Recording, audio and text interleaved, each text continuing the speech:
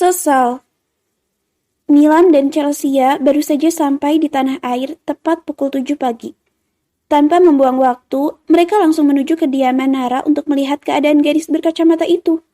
Demi apapun, sejak tadi perasaan mereka cemas memikirkan Nara. Kini, mobil yang dikemudikan telah terparkir di depan rumah Nara. Setelah turun dari kendaraan, kakak beradik ini melangkah cepat menuju pintu. Dengan wajah cemas, tangan Chelsea menggantung memencet bel yang berada di samping pintu. Milan berdiri bersisihan, berharap pintu terbuka. Milan dan Chelsea saling tatap saat pintu rumah tidak kunjung terbuka. Tidak ada orang, ucap Chelsea. Kemana dia? Balas Milan. Astaga, perasaannya semakin kacau. Pemuda ini pun meraih ponsel di saku celananya, mencoba menghubungi Nara. Milan berdesah kasar, tertunduk lemah. Setelah beberapa kali dia mencoba untuk melakukan panggilan, namun tidak dapat tersambung. Kau di mana? Batin Milan, hatinya semakin cemas. Apa mungkin dia merias? Sahut Chelsea. Gadis cantik ini lalu mengeluarkan ponselnya, mengecek jadwal wedding organizernya yang telah dititipkan pada stafnya setelah beberapa hari berada di Paris. Apa hari ini Nara yang bertugas memake up calon pengantin? Menurut jadwal, dia sedang merias pernikahan di WO-ku. Ucap Chelsea menatap layar ponselnya. Kau kirim alamatnya, aku akan segera ke sana. Balas Milan, segera bergerak cepat. Dia tidak ingin membuang waktu. Dia harus bertemu dan meminta maaf pada istrinya itu. Milan, panggil Chelsea saat kakaknya melangkah lebih dulu ke arah mobil. Kau tunggu di rumah, biar aku yang menyusulnya. Terang pemuda ini masuk ke dalam mobil. Iya, Milan akan bertemu dengan Nara secara langsung. Dia sudah tidak sabar bertemu dan memeluk istrinya itu seraya meminta maaf. Chelsea berdiri menghela nafas berat, menatap kepergian mobil yang menjauh meninggalkannya. Berharap di dalam hati semoga Nara baik-baik saja. Tunggu aku, Ra. Maafkan aku. Aku sangat menyesal. Gumam Milan sembari memegang setir menambah laju kendaraannya. Setelah berpacu beberapa waktu, Milan telah sampai di sebuah alamat rumah yang diberikan oleh Chelsea. Dengan cepat turun dari mobil, melangkah masuk melalui banyak orang-orang yang mempersiapkan acara pernikahan yang akan segera dimulai. Setelah bertanya di mana sang perias berada pada satu orang yang mendekorasi ruangan, Milan lalu menuju ruang yang ditunjuk. Pemuda ini mendorong keras pintu kamar pengantin. Nara, sahut Milan dari ambang pintu, namun terkejut saat melihat perias yang sedang mengulas make up di wajah sang pengantin, bukan Nara yang ia cari. Wajah Milan berubah sendu. Maaf, ucap Milan dengan lesu. Aku kira yang merias Nara. Katanya lagi dengan senyum getir. Oh, Nara, sahut si perias. Sejak kemarin dia tidak bisa dihubungi, jadi aku yang menggantikannya. Jelas perias pengganti Nara itu. Tidak bisa dihubungi. Rasa cemas semakin merayap di dalam sanubarinya. Baiklah, terima kasih. Ucap Milan, kemudian berlalu pergi dengan langkah berat. Milan telah berada di dalam mobil, meraih ponselnya, menekan kontak Nara. Setelah beberapa saat, geram Milan memukul setir kemudi. Hingga saat ini ponsel Nara masih sulit dihubungi. Kemana kau, Ra? Aku ingin minta maaf padamu. Maafkan aku. Batin Milan dengan rasa gundah merasuk lorong hatinya. Pemuda ini kemudian menekan kontak lain. Halo?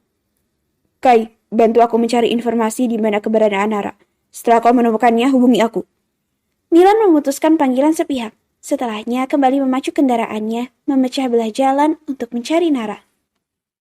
Cahaya keemasan menghiasi langit senja. Hingga matahari hampir tenggelam, Milan masih mencari keberadaan Nara. Semua tempat telah ia kunjungi, namun tak menemukan di mana istrinya itu. Hati Milan semakin gelisah, bergelayut gundah. Kau di mana? Kumohon, jangan hilang seperti ini. Gumam Milan. Suara dering ponsel terdengar. Segera, mobil yang dikemudikan Milan menepi. Ya, Kai, apa kau mendapatkannya? Sosor Milan cepat, terdengar tak sabar. Tidak, aku tidak menemukannya. Aku hanya mendapatkan informasi jika adiknya Nara telah mengalami kecelakaan. Apa? Jantung Milan seakan dihempaskan dari ketinggian mendengar informasi dari Kai. Ya, 2 hari yang lalu ia menjadi korban tabrak lari. Jedar. Aliran darah di tubuh Milan seakan terhenti. Tubuhnya lemas bagai tak bertulang. 2 hari yang lalu, hari di mana Nara datang ke kantornya dan meminta bantuannya, namun dia hanya menghinanya. Ya Tuhan, jadi ini alasan Nara menemuinya. Perempuan itu berada dalam kesulitan. Tanpa sadar, ponsel yang berada di telinga Milan merosot jatuh terhempas. Memori Milan berputar bak roll film. Milan, jangan pergi. Tolong bantu aku. Adikku, aku tidak punya waktu meladenimu. Dada Milan menjadi sesak mengingat itu semua. Ia seakan kesulitan bernafas. Apa yang telah aku lakukan padanya? Aku menyakitinya. Dia meminta bantuanku, aku malah menghinanya. Milan mengusap wajah kasar. Manik matanya mulai berkaca-kaca mengingat apa yang telah ia lakukan. Maafkan aku. Raungnya dengan penyesalan. Milan menyembunyikan wajahnya di setir kemudi, menyadari kesalahannya. Rasa bersalah, sesal, tak berguna, semua menyatu dalam perasaannya. Suami macam apa dia? Istrinya sedang kesulitan, dan dia mengabaikannya. Setelah beberapa saat tenggelam dalam penyesalan, Milan memacu mobilnya ke sekolah Alana, mencari informasi tentang kecelakaan itu. Setelah mengemudi beberapa saat, tibalah Milan di sekolah Alana. Milan turun dari mobil, berdiri, menatap ke arah sekolah. Aku pasti akan datang. Kenang Milan. Hati Milan semakin berdenyut perih, mengingat jika dia juga telah berjanji pada Nara jika dia pasti akan hadir ke acara perpisahan Alana. Namun apa yang terjadi? Dia malah mengingkarinya. Dia tidak datang, malah mencari Zelin. Saat itu, Nara pasti menunggunya. Rasa sakit di hati Milan semakin berlipat-lipat. Terlalu dalam, ia melukai hati Nara. Andai dulu ia datang, mungkin semua ini tidak akan terjadi. Seorang lelaki bertubuh besar yang merupakan penjaga sekolah mendekati Milan yang berdiri mematung di samping mobilnya. Ada apa, Pak? Tanya lelaki itu membuat Milan tersentak, lalu menatap ke arah lelaki besar itu. Saya ingin bertanya tentang kecelakaan. Suara Milan tertahan. Oh, kecelakaan tabrak hari itu. 2 hari yang lalu, Pak. Murid SMA di sini ditabrak terus pelakunya melarikan diri. Sosor sang penjaga sekolah memberi keterangan yang ia tahu. Deg, jantung Milan terpompa cepat. Itu pasti adik Nara. Bagaimana keadaannya, Pak? Tanya Milan terdengar mendesak. Lelaki itu menarik napas berat. Mengerikan, Pak. Parah. Saya cuma bisa bilang keajaiban Tuhan kalau dia masih hidup. Lukanya sangat parah. Jalan ini saja penuh dengan darahnya. Terang lelaki itu. Bibir Milan terkatup rapat dengan manik mata mulai berkaca-kaca. Air matanya telah menganak sungai mendengar penjelasan lelaki itu. Ya ampun, begitu mengerikannya kejadian saat itu. Nara pasti sangat panik dan ketakutan. Mungkin nggak selamat, Pak. Tambahnya. Jedar. Milan termenung. Tubuhnya bak tersambar listrik jutaan volt. Tidak selamat. Dada Milan semakin bergemuruh. Tubuhnya semakin lemas, seakan tak merasakan kakinya lagi. Tak terasa, ia jatuh bersimpuh. Pak! Teriak lelaki itu menolong Milan. Apa yang telah aku lakukan? Rancaunya menatap kosong dengan bulir air mata menetes di pipinya.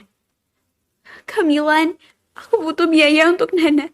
Adikku, Kamilan, bantu adikku. Adiknya tidak selamat. Itu karena aku. Sesalnya dengan bulir air mata, kepala Milan berdenyut nyeri. Isakan permohonan Nara terus berputar di pikirannya. Aku tidak menolong adiknya. Dia sangat sayang pada adiknya. Aku telah menyakiti hatinya. Penyesalan itu semakin berlapis-lapis.